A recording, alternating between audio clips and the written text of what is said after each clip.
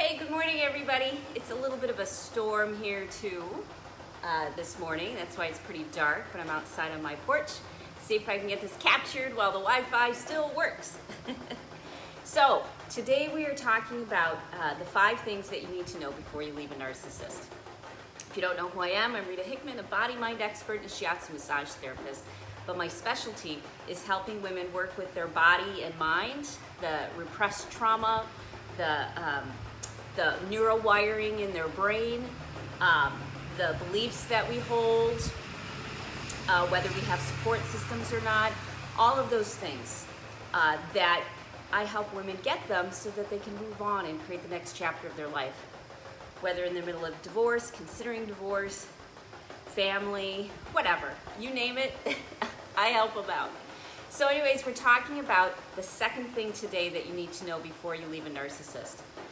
So the thing with trauma is an experience that you had which was unexpected, you felt helpless around it, and you didn't have a chance to process through it. Your body didn't have a chance to express it.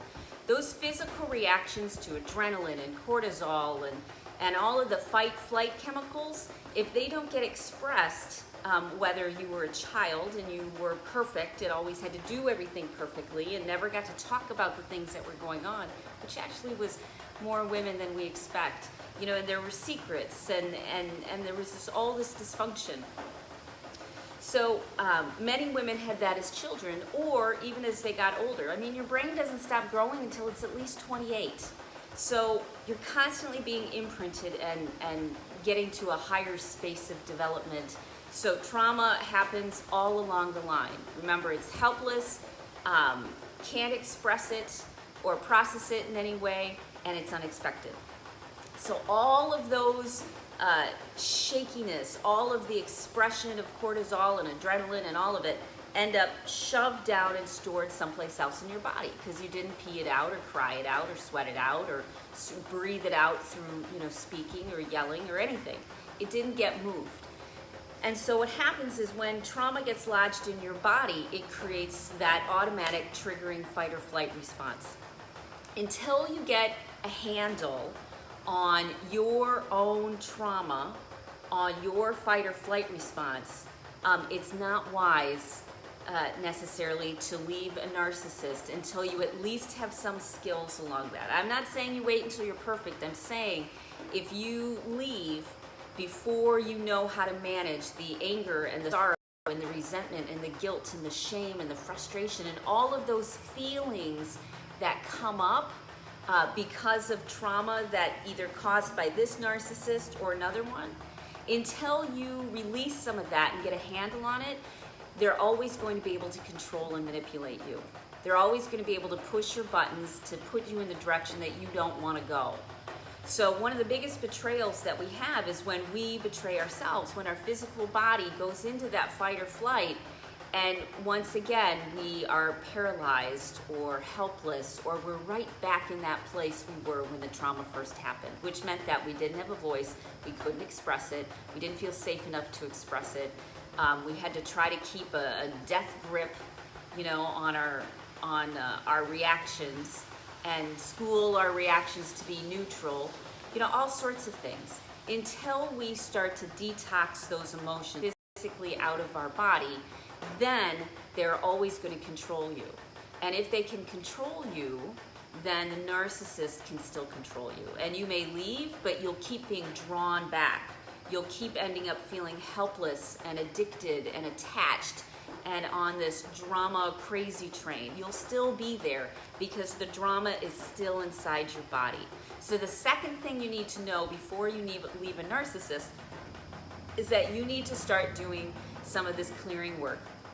You can find videos on YouTube, you can do visualizations, you can work with a good energy worker, you can work with a coach me, you can do it on your own, all sorts of options. But until you get a handle on that fight or flight reaction, which means that until you're able to move through and express and let go of the suppressed trauma, which I know you have, because almost all of us do. Let's just put it there. We all have some level, and some of us end up having more trauma stored in our bodies and others, which is what causes, you know, the fibro and the headaches. Not causes, but you know what I mean. It contributes to it. It's a big piece of it, that internal crazy stress that we feel from past trauma. So if you're looking to leave a narcissist at any point in time in the future, one of the things you need to take care of is you need to start moving through, getting help with, and moving through those emotions that will always pull you back until you do. That the narcissist will always be able to tug like a string in order to get you to turn left or right, just like a puppet. So if you're tired of not being a puppet, then this is an important thing you need to work on. And when you get a handle on your emotions, when you're able to detox enough of them, when you're able to stay in a calm, rational place and not be triggered, that's when you really get some traction and the ability to move forward and out. But until you do that, then they'll always have that hook that they can hook into and reel you back in. Now remember, narcissists aren't necessarily bad people. They're insecure, scared people who this is how they cope with it. So they don't always do it purposely. It's because for them to feel safe, but they're really good at it. Narcissists are genius experts. They've spent their entire life figuring out how to manipulate the people around them so that they can feel safe. And until they can no longer manipulate your emotions, then you're going to keep being tired sometimes and being pulled back in, being stressed out and being pulled back in, being ill and being pulled back in. You have to be able to detox and work with the emotions stored in your body first and move them through. Otherwise, every time you turn around, you'll be triggered, and especially if you try to leave, they'll use every trick in the book because they are now in panic mode themselves.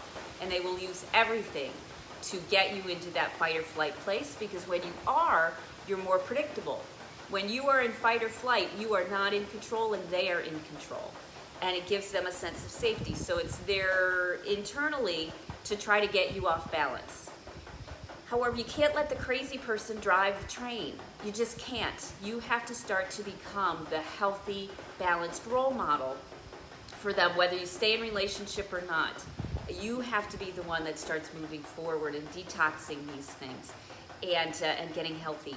And when you get to that point where you feel where you can't be triggered by everything, where you've got those coping skills, where you've detoxed enough, that's when you're able to start thinking, you know what, I think I can make this work. I think I can leave and make it stick, if leaving is what you want to do. So that's it for today. If you feel stuck, message me. We do strategy calls. They're $100. It's 2 calls. We go through a whole game plan. We check out your story, figure out what's going on, help you figure out what you should do next and where the resources are. And or I've got a coaching group that I work with, or the public group that you can belong to. But reach out, start looking for ways where you can start detoxing and expressing those stuck emotions. Whether it's me, a great energy healer, visualization, whatever works for you. It's you who needs to find out how you work best and what will help you tap into it and express it. Lots of different ways out there, okay? So I hope you have a great rest of your day. It's gonna rain now, so I'll talk to you later. I'll see you tomorrow.